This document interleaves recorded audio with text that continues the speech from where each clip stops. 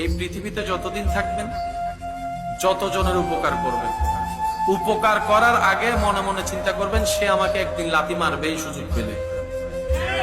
আপনি যারই উপকার করবেন এটা মাথায় বসায় ফেলেন, সে সুযোগ পেলে পিছনে পিঠে দ্বিধাবোধ করবে।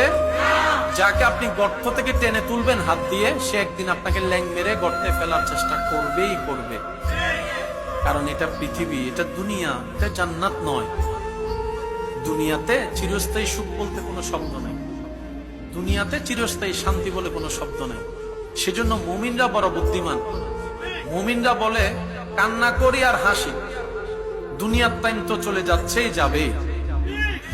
আমি দৌড়াই আর এক জায়গায় বসে থাকি, সকাল তো রাত হবে, এটার তো শেষ আছে, ওটার তো শেষ নাই। সুতরাং এই দুনিয়ার জীবন আমি সহ্য করে, ধৈর্য ধরে, শুকরিয়া করে, কোন রকম কাটাই ফেলে ইবাদত করে, ইমানটা ঠিক রেখে আল্লাহ তাআলা আমাকে হাসরের ময়দানে পরকালীন জীবনে এমন নিয়ামত দান করবেন যেটার কোনো শেষ নাই, সেটার কোনো শেষ নাই, যে নিয়ামতের সুখের শান্তির কোনো অভাব নাই। সুবহানাল্লাহ।